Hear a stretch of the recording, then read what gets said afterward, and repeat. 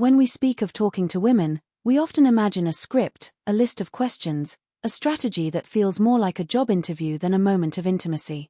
But true connection is born not from what you ask, but from what you bring into the room.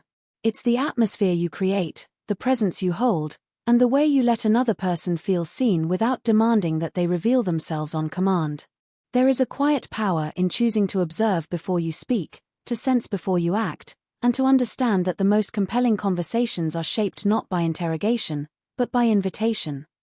Connection begins with presence, not interrogation, because the essence of meaningful interaction is not found in collecting information but in creating an atmosphere where another person feels emotionally at ease. When you approach a woman with a mindset focused on extracting answers, you inadvertently build tension, as if you're holding a spotlight over her and waiting for her to perform. Presence, however, communicates something entirely different. It signals that you are here, that you are grounded, and that you are attentive to the moment rather than chasing the next conversational checkpoint. When you replace questions with presence, you shift from a transactional dynamic to a relational one, where the goal is not to gather data but to build resonance.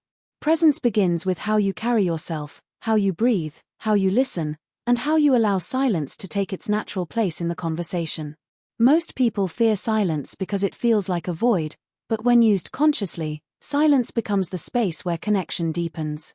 Women, like anyone who values emotional intelligence, can feel when your attention is scattered versus when it is anchored. When you are truly present, she doesn't feel pressured to justify herself or to prove her worth. Instead, she feels invited into an experience of mutual discovery. This is where trust begins, not with words, but with the energy behind them. Instead of asking rapid-fire questions, you rely on observation. You notice her tone, her gestures, the way her eyes shift when she talks about something that matters. And from those observations, you make reflections, statements that show you're paying attention without demanding more from her than she is ready to offer. A reflection like "you seem really passionate about that," or "it looks like that memory still makes you smile," invites her to continue if she wants to, but it never corners her into compliance. This subtlety transforms the conversation into an unfolding, something organic rather than forced. Presence is also about regulating your own internal state. If you're anxious, desperate for validation, or trying too hard to impress, your energy becomes chaotic, and she will feel it immediately. But when you are calm, curious, and grounded, your presence becomes stabilizing. You offer emotional safety without sacrificing your own strength. This is not passivity. It is a controlled, deliberate engagement that communicates confidence without aggression. When connection is anchored in presence, women don't feel as though they are being evaluated or interrogated. They feel as though they are being met by someone who sees beyond their answers into the emotional truth underneath them. This creates a dynamic where conversation becomes fluid, where interest flows naturally, and where both people feel more like participants in a shared moment rather than performers in a scripted exchange. Power is not domination but clarity of intention, because real authority in communication comes from knowing what you stand for and expressing it without wavering or manipulating. Many people mistake power for force, assuming that confidence must be loud, aggressive, or intimidating, but true influence is much quieter and far more compelling. It is rooted in an inner steadiness, a sense of self that does not depend on external approval. When you speak with clarity of intention, you communicate from a place of purpose rather than insecurity, and that creates an immediate shift in the emotional tone of any interaction with a woman. She feels the difference between someone who is posturing and someone who is grounded, and she responds to the latter with far more openness and respect. Clarity of intention means you know why you are there, what you feel, and what you want to express, not in a rigid way, but in a conscious one. Instead of approaching a conversation with hidden motives or exaggerated personas, you show up with transparency. You don't need to dominate the space to be felt, you simply need to inhabit your truth. When you say something, you stand behind it. When you express your thoughts, you do so without apologizing for their existence. This steadiness creates a sense of predictability and emotional security, which paradoxically increases your power rather than diminishes it. In the context of talking to women, clarity of intention prevents the common pitfalls of overthinking, second-guessing, and performative behavior. Women intuitively pick up on emotional dissonance, the mismatch between words and energy. If you try to impress, she feels the strain. If you try to hide your desire, she senses the tension. But when your intention is aligned with your presence, your communication becomes simple and clean. You're not trying to manipulate the outcome, you're offering an authentic version of yourself and allowing her to respond freely. That is where influence truly lies, in giving freedom, not taking it. This kind of power also means you don't chase validation. You don't need her reaction to stabilize your sense of self. When you speak, you do so from a place of inner certainty, and that certainty is magnetic. A man with clarity is someone who does not send mixed signals because he knows what he wants and is not afraid to express it, yet he does so with respect and emotional intelligence rather than pressure. This combination of strength and restraint creates an environment where a woman can relax into the conversation rather than brace herself against it. Clarity of intention turns every interaction into a conscious choice rather than a desperate attempt to be liked.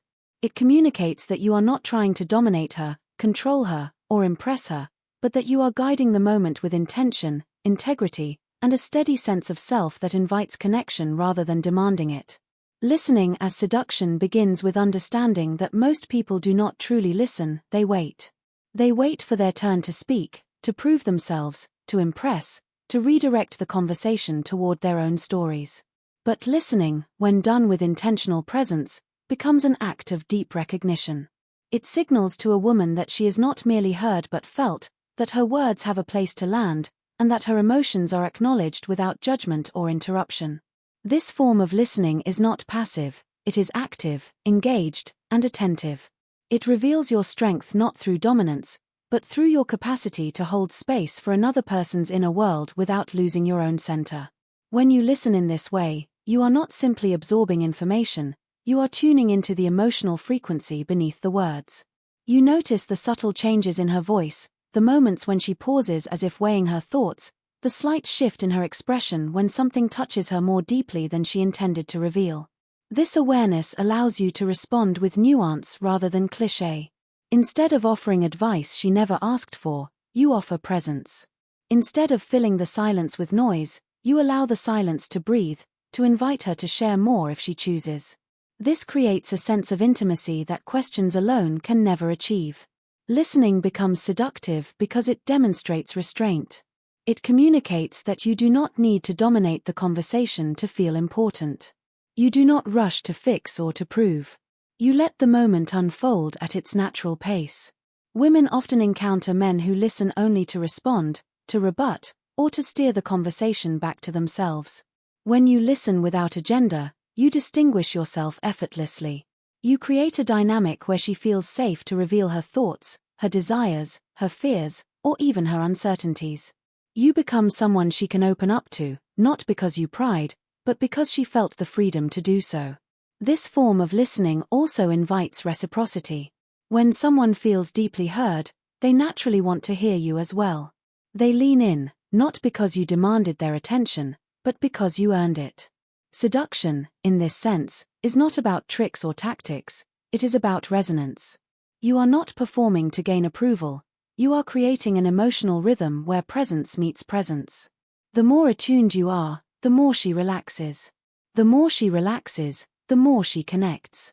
And the more she connects, the more the conversation becomes not an exchange of words, but a shared emotional experience that draws both of you into a deeper, more meaningful interaction.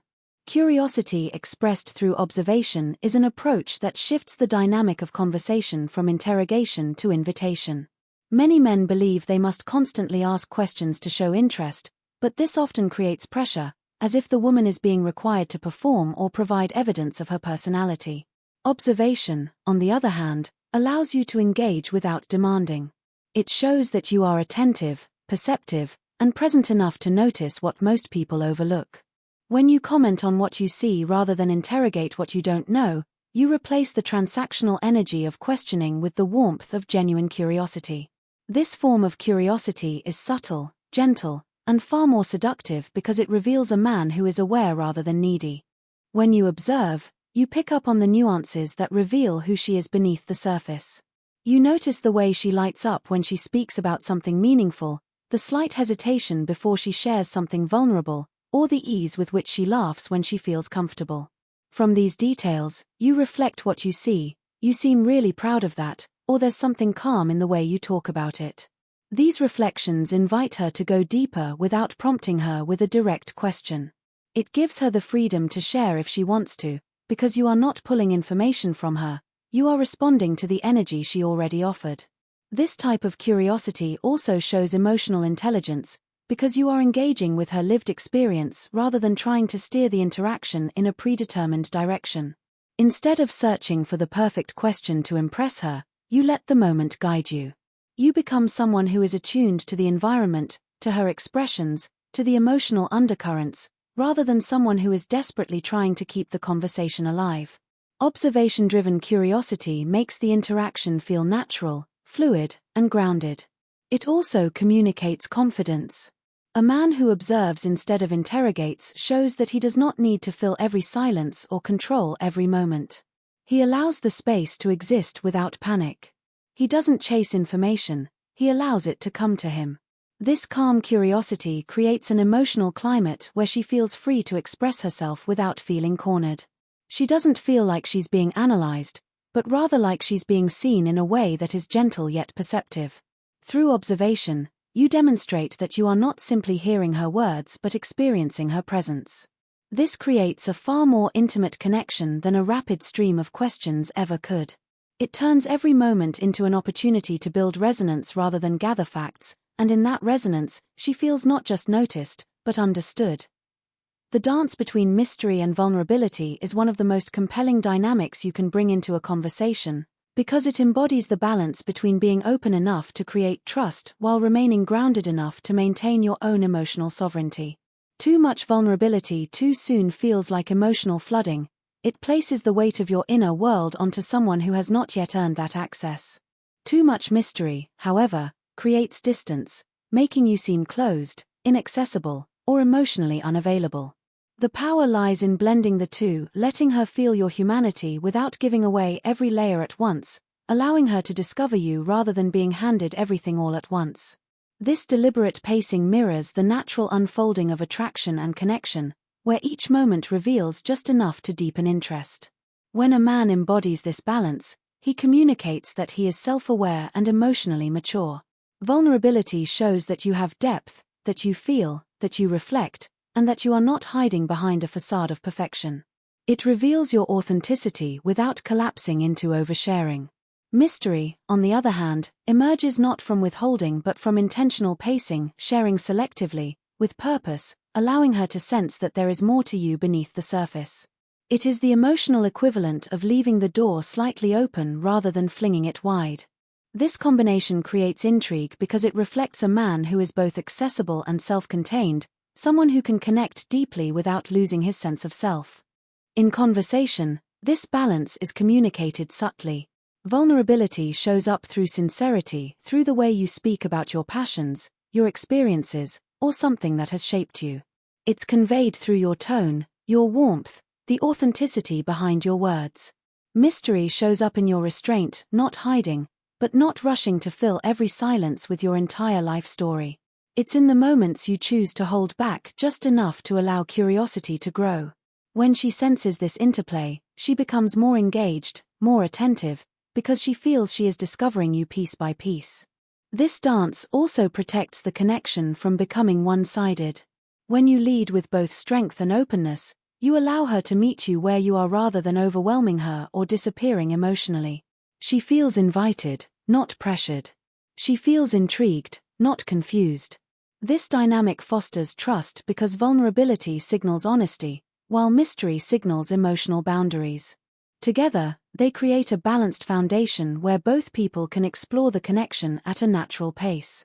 The beauty of this interplay is that it mirrors real intimacy, a steady unfolding, a mutual revealing, a rhythm shaped by presence and emotional awareness rather than urgency or fear.